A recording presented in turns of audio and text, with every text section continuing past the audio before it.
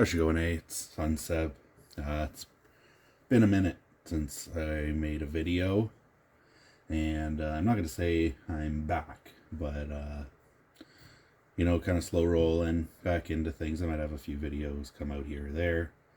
It was a bit of a tough year for me early on in the year, and kind of lost the urge to do the whole YouTube thing, but, I'm kind of getting things back together, and been working on a lot of stuff in the meantime, some purple belt locks and higher security type stuff, but I figured I'd jump back into it since I've never done a Lockpickers United or Reddit belt submission before.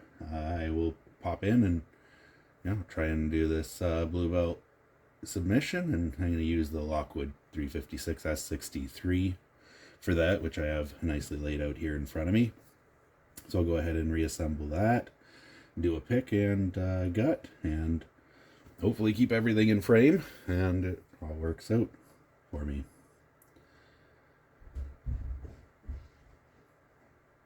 Sorry, I just heard some sounds coming from inside the house. I think my oldest boy's home from school. So I'll give you a little tour of the guts here. Got the core with some anti-drill protection, loaded up with Lockwood shallow spools. Here's the end cap driver, some other odds and ends, kick holder, some more drill protection, and the key retaining pin. I think I'm going to put this together. Not key retaining.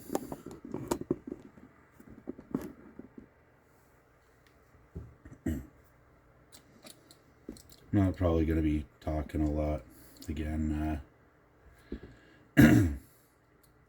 Like I said, it's been a while since I've done a video, and I'm not going to lie, I'm a little bit nervous getting back into it again.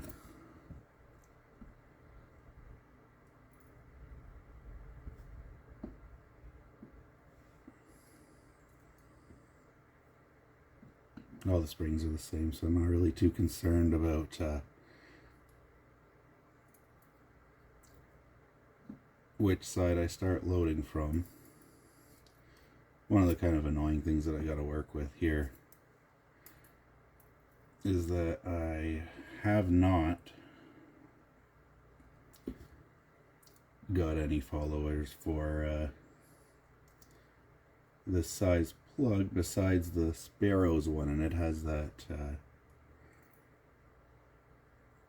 sort of schlag end on it, so it kind of makes it a little bit more difficult trying to load from both sides. So hopefully I can relatively smoothly load all from one side.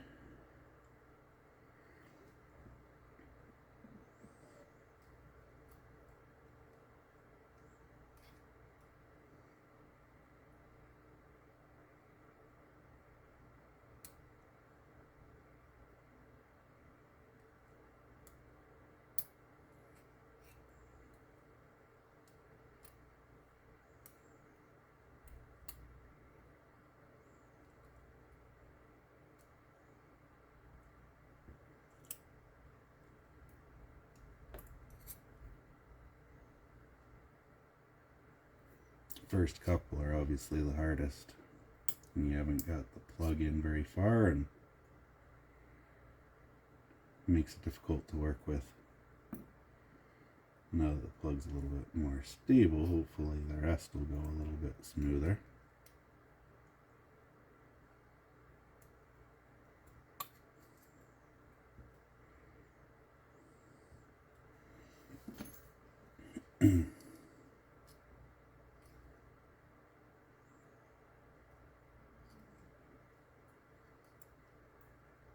So yeah, since the last time I've made any videos, I've started working on some pin locks. I've done pretty well with the Canard 5-pin pin in pin. It's all standard drivers, so it's nothing particularly crazy, but of course it was a new kind of lock for me, so it took me a little bit to get used to. After that, I progressive pinned a DeGuard pin and pin with spool drivers and some torpedo key pins. It's also a 5-pin. I did get it all the way up to the full 5 pins, and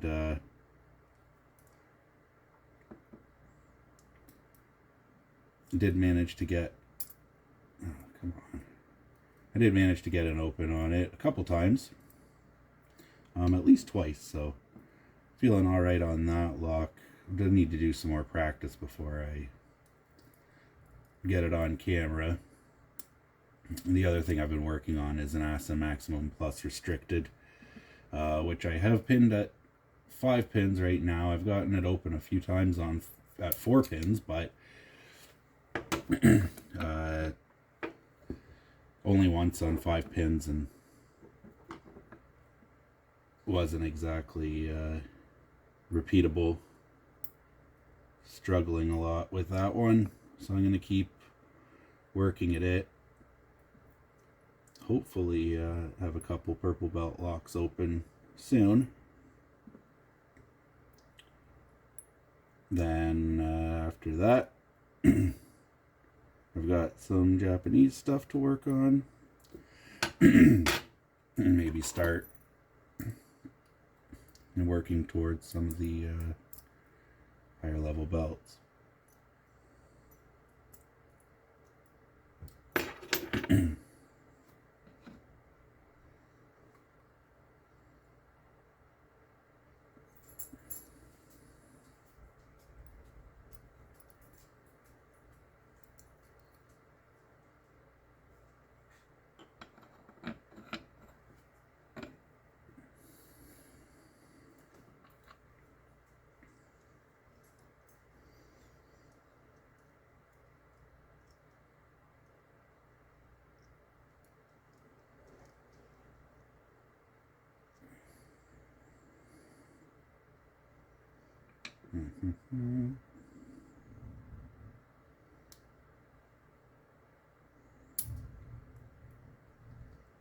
I actually haven't reassembled. This is the first time I've had this apart, so you'll have to forgive me. It's, if I fumble a little bit through the reassembly.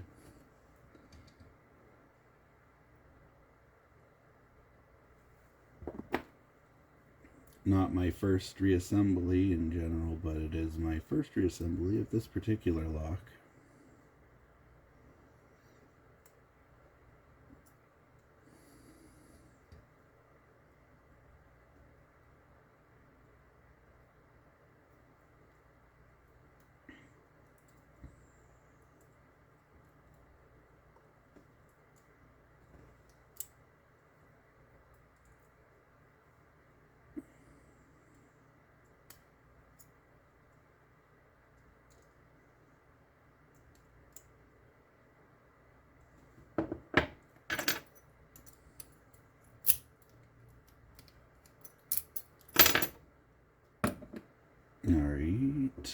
Alright. See, like I said, I think I'm going to put this back together, non-key retaining, and I put the little pin in that right hole there, the kind of storage hole. If I wanted to make it key retaining, I'd put it into the hole there on the left. And then in the kick holder, our drill protection pin just slides into that little hole there.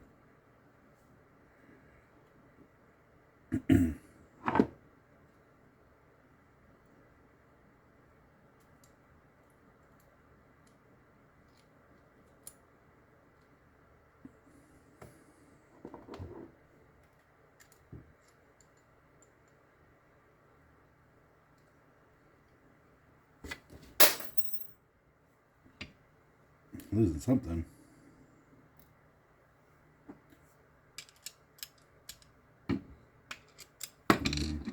Probably not the best way to do that, eh?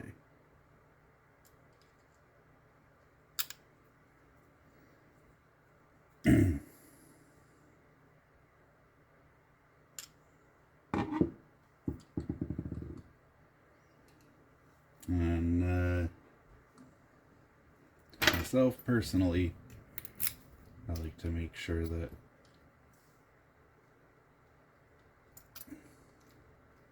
key works, and hopefully I don't end up with a brick at the end of it. First time reassembling something. Alright, so my pick and gut, things were off frame, my hands covering things. I don't know, I gotta try again. This is actually my third attempt. I am not very good at keeping all the stuff in frame, apparently. But, yeah, hopefully it'll all be worth it in the end. There is the bitting on the key. It's the same lock from before. Key works, etc., etc. Let's hope for the best this time. I'll try and get a good quick pick, and hopefully a reasonable gut that keeps everything where it's supposed to be. These are a pretty tricky pick. As you saw from the assembly, there's nothing especially fancy about the pins, just some shallow spools, but I find that it's almost impossible to set these things with any real kind of tension. So as you let off, you feel the counter rotation rate, you let off. Basically, you'll have no tension on it at the shear line. So you won't really get necessarily a good click.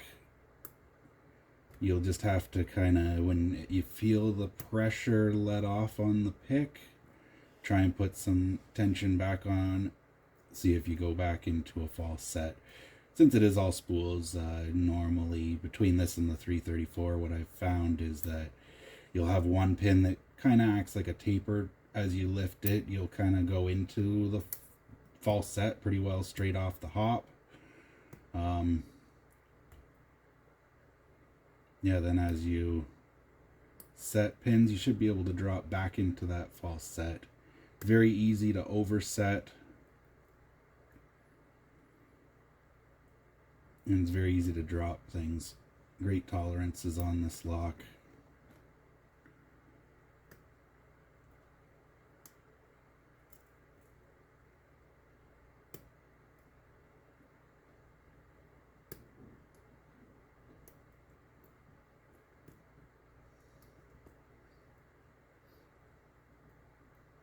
See, a lot of times after I do get something what I think is set, I may need to wiggle the tension a bit to drop it back down to the shear line instead of, because it could be overset.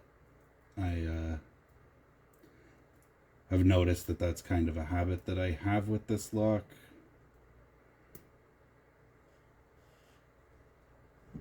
So I usually keep my pick under the pin, and then I'll kind of let the tension off and very slightly lower my pick, and then it should drop to the right place. If I'm lucky anyways.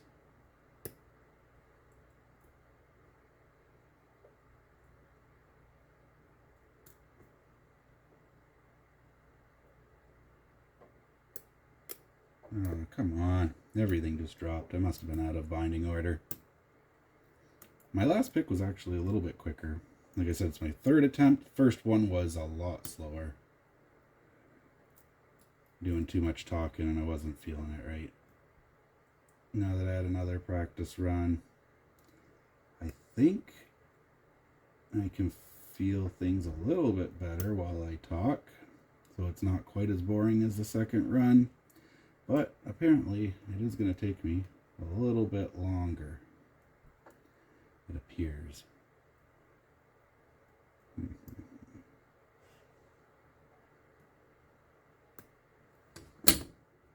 All right. There's the open. Now, to see if I can get it all gutted in frame. I definitely find this part frustrating. Now I'm actually going to lock it back up.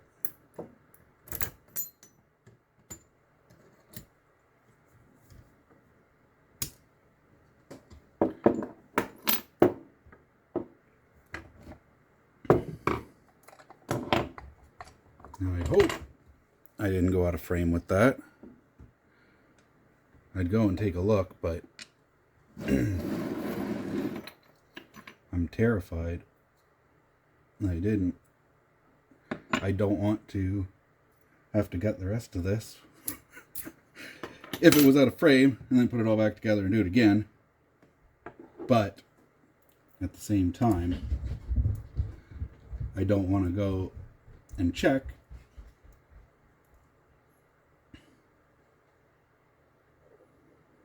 to find out that it wasn't out of frame, and then the video was cut, and that makes the gut ineligible.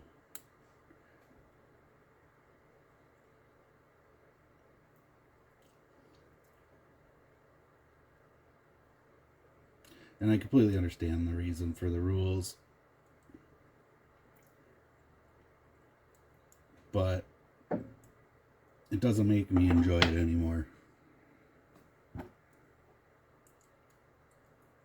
I don't particularly enjoy gutting locks on the best of days.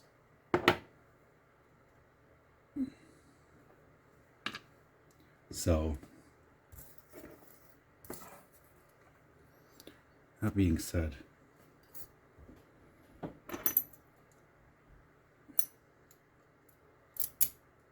goes without saying that gutting a lock in a certain position that may or may not be that comfortable doesn't appeal to me that much.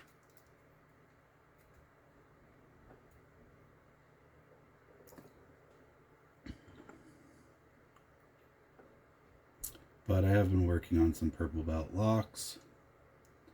I'm actually getting quite close on an asset maximum plus restricted, and I have got a DeGuard pin and pin dimple lock open a couple times, so I gotta do that on camera.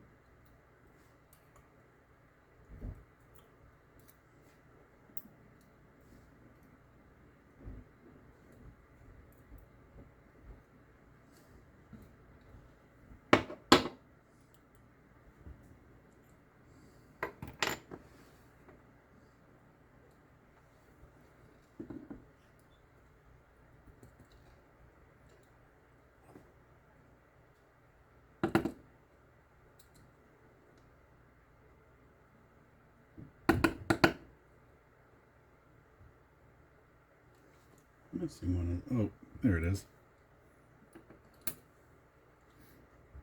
Dropped out over here.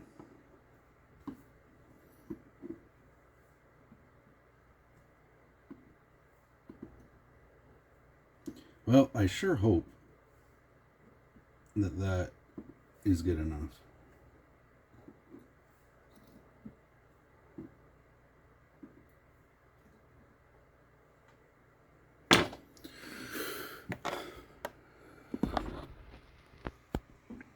Go ahead and do a bit of a close-up there on the pins. Sorry for the shadow. 6-pin shallow spools, Lockwood shallow spools, whatever you want to call them. There is the plug, Bible,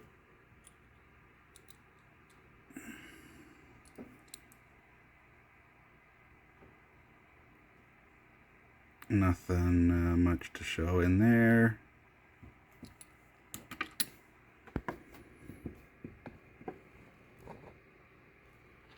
So hopefully that's it. I don't know. I tried. If this one's no good, I'm going to take a break for a few minutes.